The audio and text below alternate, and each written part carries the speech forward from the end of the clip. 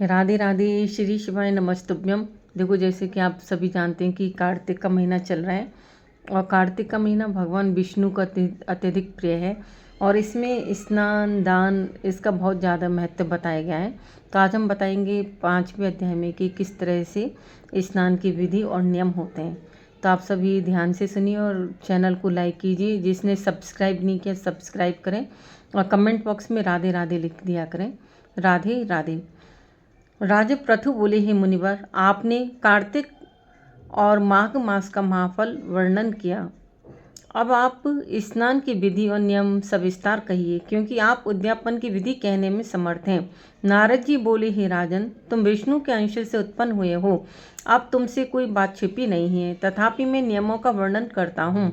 आश्विन मास में शुक्ल पक्ष की एकादशी से सावधान होकर कार्तिक के व्रतों का प्रारंभ करें। पहर रात्रि रहें, तब प्रतिदिन उठे और जल का पात्र लेकर ग्राम से बाहर उत्तर दिशा को जाएं। दिन में सायंकाल जनेऊ को कान पर चढ़ाकर उत्तर को मुख करके भूमि पर तृण बिछावें। तृण कहते हैं तिनके को। और सिर को कपड़े से ढक लें। मुख को बंद करके थूकना, श्वास लेना बंद करके मल मूत्र का त्याग करें। यदि रात्रि हो तो दक्षिण दिशा को मुख करके शौच करें। इस तरह से इसमें बताया गया है। और यह नियम इस तरह गृहस्थी करे। ब्रह्मचारी को इससे दूना, वानप्रस्थों को तिगुना और साधु सन्यासी को चौगुना शौच क्रिया करना उचित है। जो शौच क्रिया दिन के लिए कही गई है उससे आधा रात्रि में, इससे भी आधा रोगी करे और इससे भी आधा मार्ग में चलने वाला करे। नहीं करने से संपूर्ण क्रिया निष्फल हो जाती है। जो मुख शुद्ध नहीं करते हैं उनको मंत्र फलदायक नहीं होते, इसलिए दांतुन करना भी अत्यंत आवश्यक है। दांतुन लाते समय निम्न मंत्र बोलकर प्रार्थना करें। आयुर्बलम यशोवर्च प्रजा पशुवसून च ब्रह्म प्राज्ञम च मेधाम तम नो देहे वनस्पति।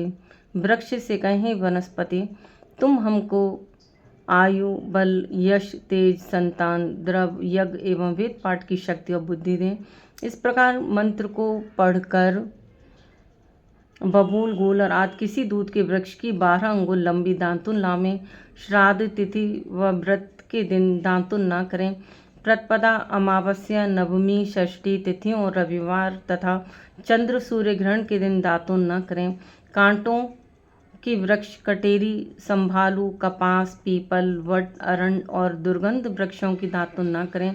तदंतर विष्णु और शिव के मंदिर में प्रसन्नता से विधि पूर्वक पुष्प, गंध, तांबुल आदि ले जाएं तथा भगवान को बिल्वपत्र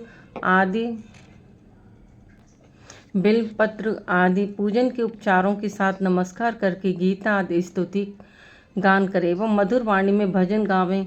फिर ताल, वीणा, मृदंग आदि ध्वनि से युक्त उन नाचने और गाने वालों का चंदन पुष्पादि से पूजन कर स्वागत करें, क्योंकि देवालय में भजन कीर्तन करने वाले लोग विष्णु स्वरूप होते हैं।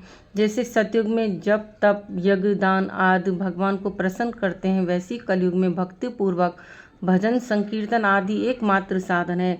हे राजन, मैंने जब भगवान से पूछा कि आप कहाँ निवास करते हैं, तब वे बोले, हे नारद, मैं बैकुंठ अथवा योगियों के हृदय में नहीं रहता हूँ। मेरा निवास तो भक्तों के कीर्तन आदि गान में है। गंध पुष्पादि से जो मेरे भक्तों का पूजन करते हैं उससे मैं इतना प्रसन्न होता हूँ जितना कि मैं अपने पूजन से नहीं होता। जो मूढ़ लोग पुराणों की कथा सुनकर और मेरे भक्तों द्वारा किए गए संकीर्तन गान को सुनकर उसकी निंदा करते हैं, वे मेरे शत्रु के समान हैं। सिरस, धतूरा, कटेरी, मल्लिका, सेमर, आर्क तथा कनेर के फूल से विष्णु की पूजा नहीं होती है। गुड़हल, कुंद, सिरस, जूही, चमेली, मालती, केतकी आदि के फूलों से शिव की पूजा नहीं होती है। लक्ष्मी के चाहने वालों को तुलसी दलों से, गणेश जी की दूब से, दुर्गा की अगस्त के फूलों से, सूर्य की पूजा करना उचित नहीं है। यथा योग्य फूलों की विधि से ही देवताओं की पूजा करके भगवान से क्षमा प्रार्थना करें। हे सुरेश्वर, हे देव, मैं मंत्रहीन, भक्तिहीन और क्रियाहीन हूँ, अतः अज्ञानतावश मैंने आपकी जो कुछ भी पूजा की वह परिपूर्ण होवे। फिर प्रदक्षिणा करके दंडवत प्रणाम कर भगवान की कीर्तन, स्तुति आदि उनकी प्रसन्नता के लिए करें तथा उनके सम्मुख गान आदि करके प्रार्थना द्वारा अपराध क्षमा करावें। जो कार्तिक मास की आधी रात्रि में विधि पूर्वक विष्णु और शिव का पूजन करते हैं वे अपने पूर्वजों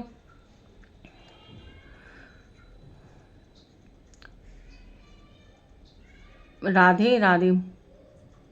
देखो अभी हम पढ़ के ही सुना रहे हैं इसको, पढ़ते पढ़ते कभी कभी भूल जाते हैं। वे अपने पूर्वजों सहित निष्पाप होकर वैकुंठ को चले जाते हैं। इस तरह देखो 5वां अध्याय कंप्लीट हुआ और सभी लोग प्रेम से बोले राधे राधे। तो देखो इस तरह से कार्तिक मास का अगर स्नान नहीं भी कर पाए तो इसके पढ़ने से सुनने से बहुत ही अधिक पुण्य की प्राप्ति होती है। और सब लोग लाइक करें, शेयर करें। राधे राधे।